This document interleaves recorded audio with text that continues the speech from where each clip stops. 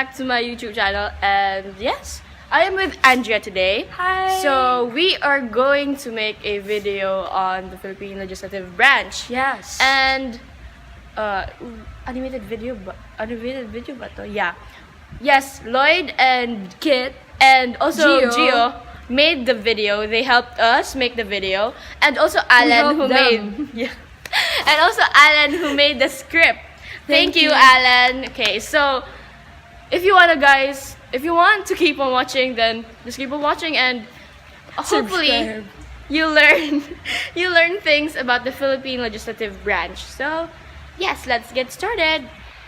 So we are basing everything from this book, and you can buy this in any national bookstore. Just book it or like reserve something. And here is our video. Okay, so we begin with Section 1, Article 6, which states that the legislative power shall be vested in the Congress of the Philippines, which shall consist of a Senate and a House of Representatives, except to the extent reserved to the people by the provision on initiative and referendum. But what is legislative power? So, legislative power is the authority under the Constitution to make laws, and subsequently when the need arises to alter and repeal them. But what are these laws? So these laws refer to the statutes which were written enactments of the legislature governing the relations of people among themselves or between them and the government and its agencies. Now the Congress is bicameral in nature, which has two houses, the upper house which consists of the Senate of the Philippines and the lower house which consists of the House of Representatives. It has four advantages. First, a second chamber, the Senate, is necessary to serve as a check to hasty and ill-considered legislation. Second, it serves as a training ground for future leaders. Third, bicameral setup is less susceptible to bribery and control of big interests. And fourth, it is already tested by history as effective. There are four classifications of power in the Congress. First is general power. This is the power that governs relations between individuals or between individuals and the state. Second are specific powers. These are the powers that are provided by the Constitution aside from enacting laws. This includes A. Choosing a president in case of ties, B. Declare state of war, and C. Confirm or reject certain appointments. For example, Regina Lopez was appointed by the current president to be the Secretary of Department of Environment and Natural Resources. But because Regina Lopez wasn't qualified, this includes her bachelor degree, wherein it wasn't related to environment, and such and the people in the Congress are businessmen, mostly of mining industry, which was one of Regina Lopez's main goal, to stop mining. Third are implied powers. These are those essential or necessary to the effective exercise of the powers expressly granted, like conducting inquiry and investigation in aid of legislation. Recently, Senator Risa Hontiveros used this power to seek inquiry on sexual harassment done by a Filipino legal sponsor, Amado Cruz, on 3 Miss Earth candidates that happened in the Philippines. Fourth is the inherent power. So these are the powers which are possessed and can be exercised by the government because they exist as an attribute of sovereignty. Now we're going to the principles of separation of powers. We have the presidential system, which is the current system of our government. It separates the executive, legislative, and judiciary into 3 different branches: President in the executive, Congress in the legislative, and Supreme Court in the judiciary. So the parliamentary system of government differs from the presidential system in such a way where the executive and legislative branches are fused headed by a prime minister. They also have a judiciary branch formed separately.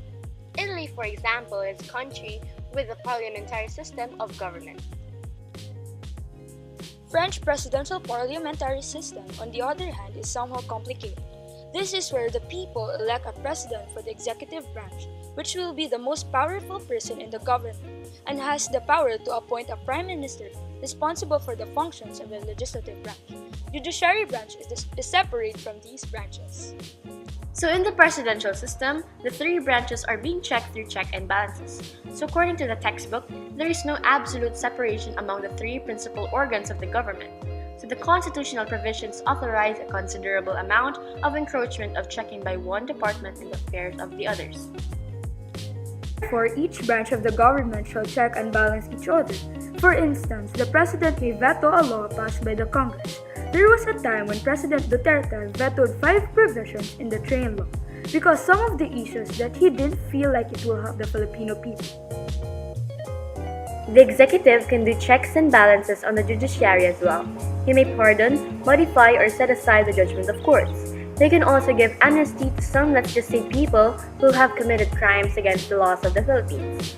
President Aquino of the former administration gave an amnesty to an incumbent senator today, which is Senator Antonio Trillanes IV. But for some issues, President Duterte is trying to prove that it has no effect and he's trying to steal it from Trillanes. Anyways, it's not part of the checks and balances of the executive to get the amnesty granted by the former president. Let's move on to the checks and balances done by the judiciary on the Congress. The judiciary may declare a legislative measure unconstitutional. They can also declare a martial law declared by the president unconstitutional based on its factual basis. And lastly, they can determine if there has been grave abuse of discretion in the Congress or the executive branch. Okay, so the Congress has the most power on checks and balances. Under the president, they may override the veto, they may reject certain appointments of the president, and they may revoke the proclamation of the martial law. On the judiciary, the Congress may amend or revoke decision of the court's enactment of new law or by amendment of the old law, or give meaning or interpretation as to wipe out the effect of such decision. The Congress may also decide on the appropriation of the various courts and set qualifications of judges of lower courts. Lastly, the Congress may impeach the President and members of the Supreme Court.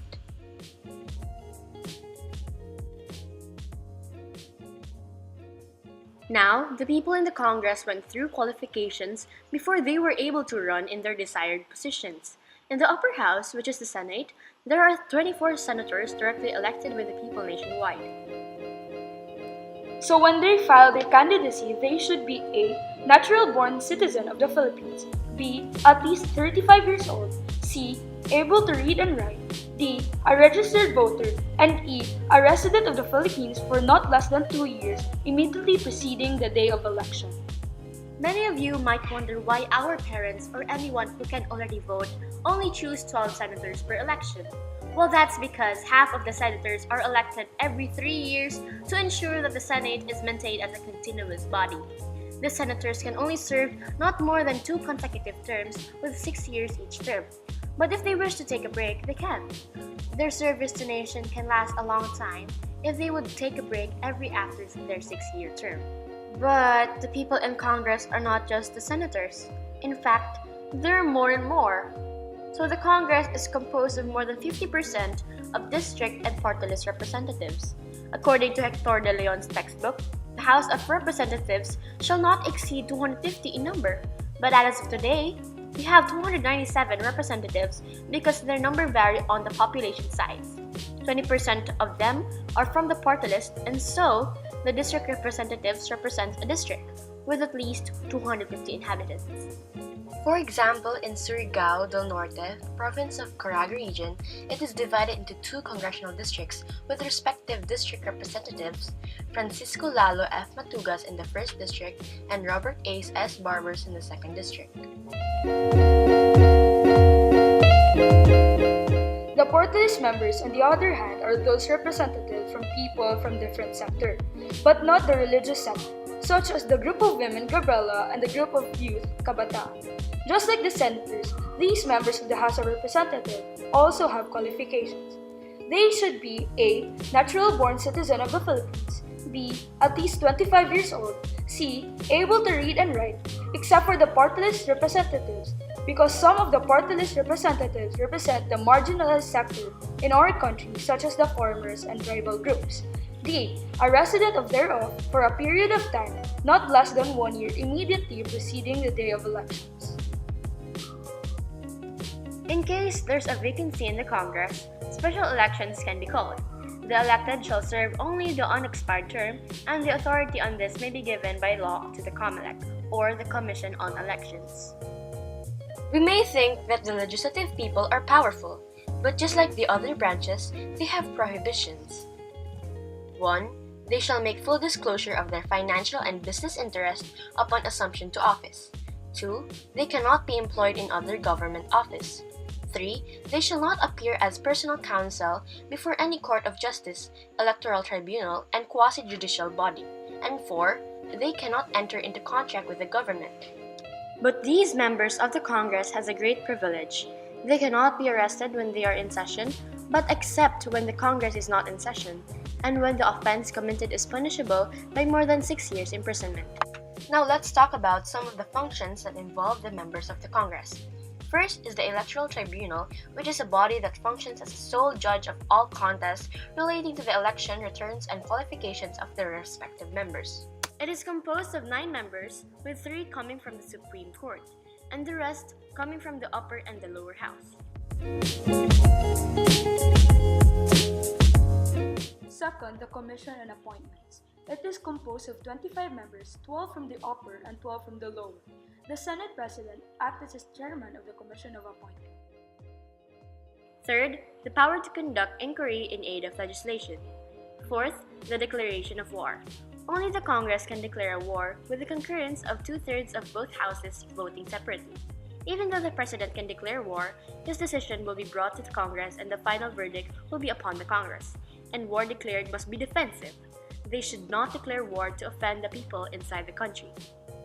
Lastly, they have the power to make appropriation bills. Now, the powers of the legislative would be useless if they don't act on their duties. So here are the actual duties of the Congress. Basically, we have sessions, like not the sessions done by the doctors or whatever, but sessions to make, amend, and repeal laws. They have 3 kinds of session.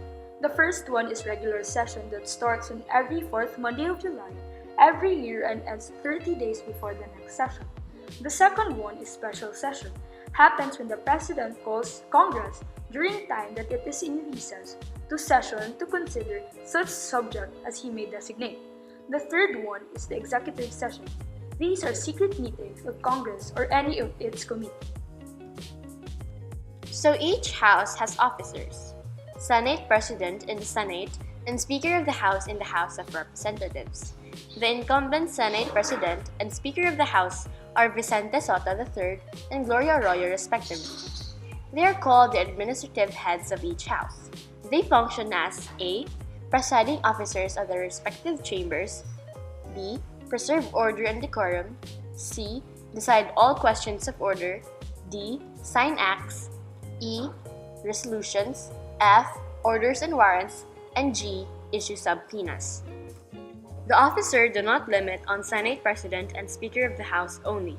In the Senate, the incumbent Senate President pro tempore is Ralph Recto, Majority Floor Leader is Mig Zubiri, Minority Floor Leader is Franklin Derlon, Senate Secretary is Attorney Myra Marie Villarica, and the Sergeant at Arms is General Jose V. Balahadia. So these people can only do their duties when they are in quorum. So what is a quorum? A quorum is such a number of the membership of an assembly or collective body as is competent to transact its business. The required number of the members is 1/2 + 1, so that they'll be called a quorum.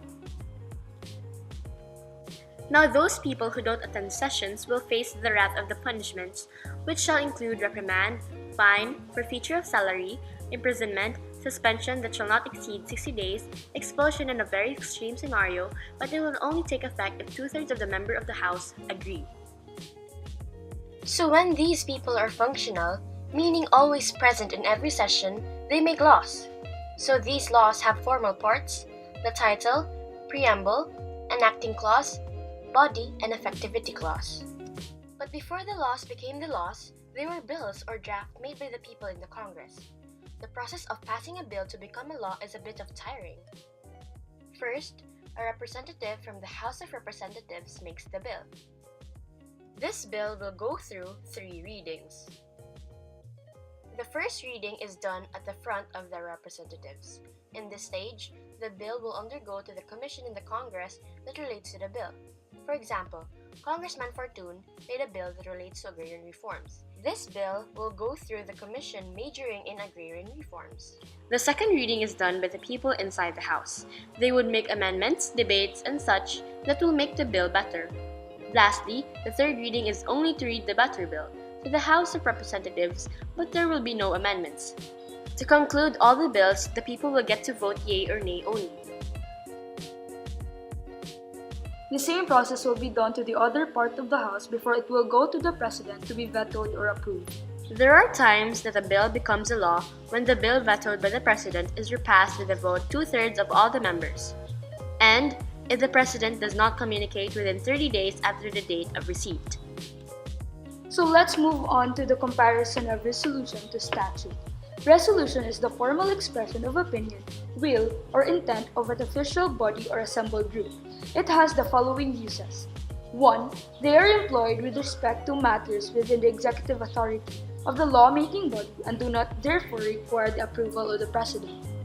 Second, it is used to express attitude or opinion, such as expressing condolences on the death of a member of a high government official. And lastly, the power to fix tariff from the President can also be withdrawn through a resolution. Powers reserved for the people are also recognized in the Congress. One is referendum, which is the process by which any act passed by the Congress is submitted to the people for approval and initiative. A reserved power of the people to directly propose and enact law at polls independent of the Congress or a local legislative body. Now, we may say that these people in the Congress have all the powers that they want, but no, they have limitations. They cannot repeal an irrepealable law, and they can't delegate a legislative power. And lastly, a member of the Congress cannot make a law saying that they will be in royalty or nobility. Hey! Hey! Hey! Thank you for watching our video And we hope you enjoyed our overview for of the the- Philippine Legislative Branch. or body, and time check, it's 4:52 in the afternoon, and we are so happy that we finished everything. And by the way, a big credits to Gio and Lloyd for And Kit. creating our animated video, And Alan. and also Alan for the script. And yes, thank you, everyone. thank you everyone Bye. for reaching this point of our almost 20-minute video. So yes, see you soon. Bye. See you on my vlog, Dex. Okay, so this is not part of the video that we showed you, but I'm in my room now, like right now, and Andrea left, so I just sorted some videos, like these videos, and I don't know, and I kept a recording of Andrea singing, so I just want you guys to check this out. Yes. And we can deny it as much as we want. But in time, our feelings will show. Cause sooner or later, wonder why we gave up. Truth is, everyone knows us. Almost is never enough.